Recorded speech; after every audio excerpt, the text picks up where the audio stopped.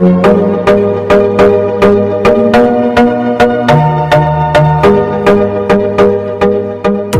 Everyone, how are you all. कैसे हैं आप सब लोग। This is Hanumat Singh Lodhi and welcome to my YouTube channel. दोस्तों, आज हम बात करेंगे फैमिली लॉ की। जैसा कि हम जानते हैं कि हमारे इंडिया में फैमिली लॉ के कई टाइप्स हैं।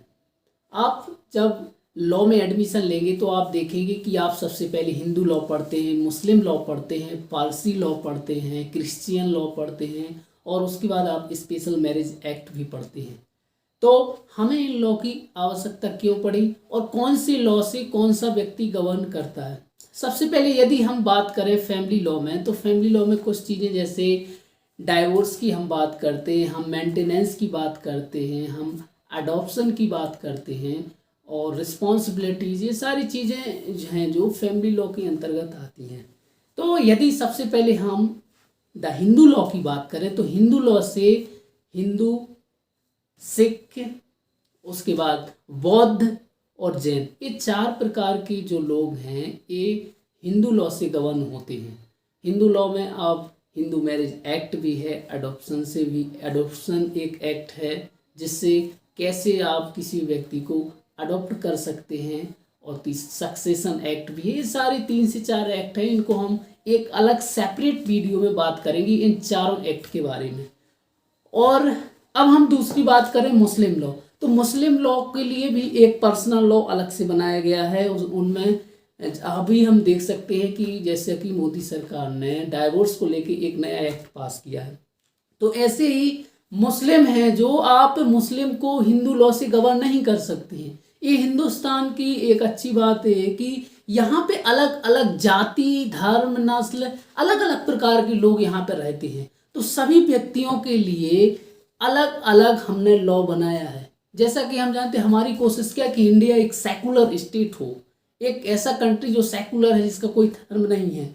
लेकिन कुछ लोग हैं धर्म को मानते हैं, कुछ ऐसे लोग हैं जो सेकुलर हैं। तो सभी के लिए एक हमने बहुत ही सिस्टमेटिक तरीके से लॉ बनाया है। हिंदुओं के लिए अलग बनाया है, मुस्लिम के लिए अलग बनाया है, पारसी के लिए अलग बनाया है, क्रिश्चियन के लिए अलग लॉ हमने बनाया है। और जो मान लीजिए जो किसी भी धर्म को नहीं मानते, कोई ऐसा व्यक्ति आ जाए जो कहता है कि भाई हम किसी भी धर्म को नहीं मानते हैं, तो उसकी फिर क्या, उसको लेके हमने स्पेशल मैरिज एक्ट बनाया है, जिसके तहत सारे व्यक्ति हैं जो उसके अनुसार गवर्न होंगे।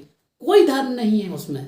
आप स्पेशल तरीके से यदि आप कोई धर्म नहीं मानना चाहते हैं और आप स्पेशल मैरिज एक्ट के तहत भी, आप कई व्यक्ति हैं जो स्पेशल मैरिज एक्ट के तहत भी शादी करते हैं। तो अगर हम बात करें हिंदू लॉ, तो हिंदू लॉ से कौन गवर्न होता है। सबसे पहले हिंदू होते हैं, दूसरे सिख होते हैं, जैन भी होते हैं और बौद्ध भी होते हैं। उसके बाद यदि हम बात करें मुस्लिम लॉ, तो मुस्लिम लॉ के लिए भी डाइवोर्स को लेके अलग एक्ट हैं और मैरिज को लेके अलग एक्ट हैं। इन सारे मतलब मुस्लिम लॉ का भी अलग से 3 से 4 एक्ट हैं। उनके बारे में भी हम एक सेपरेट वीडियो में बात करेंगे कि मुस्लिम लॉ से रिलेटिव कितने एक्ट हैं और कौन कौन से कानून हिंदुस्तान में हैं। और थर्ड है पारसी लॉ। अब पारसी जो हैं उनको आप हिंदू लॉ के अकॉर्डिंग तो गवर्न नहीं करा सकते, मुस्लिम लॉ के अनुसार तो गवर्न नहीं करा सकते, इसलिए इनके लिए भी इंडिया में अलग से एक्ट बनाया गया है। सारी चीज़ें इनके लिए सेपरेट अलग बनाई गई हैं, ताकि जो उनका धर्म है, उनके भी जो कस्टम हैं, उनको सेव किया जा सके। मीन्स हम अगर हिंदुस्तान का जो हमारा कॉन्स्टिट्यूशन है, कॉन्स्टिट्यूशन का आर्टिकल 12 है, उसमें आप आर्टिकल 13 में आप देखेंगे 13 क्लॉज 2 में, तो उसमें हमने कस्टम्स को भी क्या माना है।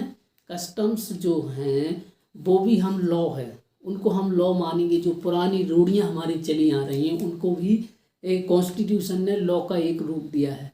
तो उनकी जो कस्टम्स हैं जो चली, तो उनके लिए भी हमने एक सेपरेट लॉ बनाया है। ओके।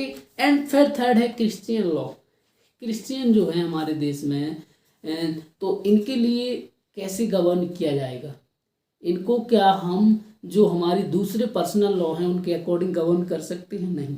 तो इनके लिए भी हमने एक सेपरेट लॉ बनाया है, सेपरेट एक्ट बनाए गए हैं जिसके तहत इनको गवर्न किया जाएगा। और लास्ट है स्पेशल लॉ। स्पेशल लॉ जो है हम जानते हैं, स्पेशल मैरिज एक्ट 1954 को आया था और इसका उद्देश्य यही था कि हमारे हिंदुस्तान में कुछ ऐसे लोग हैं हमारे देश में जो सेकुलर हैं, किसी भी धर्म को नहीं मानते हैं, तो उनके लिए हम क्या करें। तो उनके लिए 1954 में एक एक्ट लाया गया जिसका नाम है स्पेशल मैरिज एक्ट। आप इसके तहत शादी कर सकते हैं और इसे जिसे हम सिंपल में कोर्ट मैरिज भी बोलते हैं। तो आप जब स्पेशल मैरिज एक्ट के तहत शादी करते हैं तो आप जो गवर्न होंगे पूरी तरीके से स्पेशल मैरिज एक्ट के तहत ही होंगे।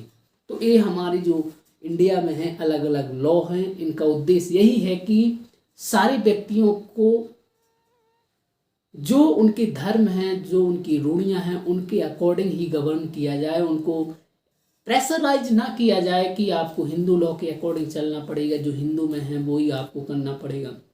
नहीं, हमारे हिंदुस्तान की यह खूबसूरती है कि हर एक व्यक्ति जो अलग जाति धर्म का है, सभी के लिए अलग अलग लॉ बनाए गए हैं। लेकिन अभी हमने यूनिफॉर्म सिविल कोड का नाम आप लोगों ने सुना होगा, उसमें बहुत बहस चल रही है, पूरे देश में चल रही है और हो सकता है कुछ समय बाद इसकी मांग बहुत ज़्यादा हो रही कि जिस प्रकार से क्रिमिनल लॉ में व्यक्ति को एक ही कोई भी व्यक्ति हो, चाहे वो हिंदू हो, मुस्लिम हो, सिख हो, ईसाई हो, पारसी हो, क्रिश्चियन हो, कोई भी व्यक्ति हो, सभी को उसी लॉ के अकॉर्डिंग चलना है। तो आप फिर पर्सनल लॉ क्यों अलग से लाए हो? इसको लेके बहुत सारी बहस हैं और हमारे देश में इसको लेके भी काम चल रहा है कि यूनिफॉर्म सिविल कोड एक प्रकार का लॉ होना चाहिए। लेकिन अभी इसको लेके हमारी जो लेजिस्लेटिव है उसने कोई भी एक्शन नहीं लिया है और देखते हैं भविष्य को लेके इसमें उसकी जो रवैया है क्या वो इस पे जो यूनिफॉर्म सिविल कोड को लेके आती है कि नहीं। तो ये था हमारे हिंदुस्तान में बेसिकली फैमिली लॉ क्या है और इसकी ज़रूरत हमें क्यों पड़ी। इसीलिए पड़ी क्योंकि हम किसी भी व्यक्ति को एक ही लॉ के अकॉर्डिंग गवर्न नहीं कर सकते हैं और कॉन्स्टिट्यूशन भी हमें रोकता है। तो इसलिए हमने हर एक व्यक्ति के लिए उनके अकॉर्डिंग लॉ बनाए हैं, चाहे वो पारसी सिख जो पारसी हैं, मुस्लिम हैं या क्रिश्चियन हैं, हिंदू हैं, सभी के लिए अलग अलग प्रकार के लॉ हमने बनाए हुए हैं। और आगे वाली जो हम वीडियो पे पूरी एक सीरीज लाने वाले हैं। अब हम अगले वीडियो में बात करेंगे कि जो हिंदू लॉ है, हिंदू लॉ में कितने प्रकार के एक्ट हैं और कौन से एक्ट है किस चीज़ की बात करते हैं। तो इनमें हम सारी जो एक सेपरेट वीडियो बनाएंगे उनमें हम विस्तार से बात करेंगे हर एक्ट के बारे में। So thank you very much everybody you watching this video and हमसे कनेक्टेड रहें, कंटिन्यू इस चैनल को देखते रहें क्योंकि यह एक जो चैनल है एक लीगल चैनल है और इसमें आपको बहुत ही ऑथेंटिक जानकारी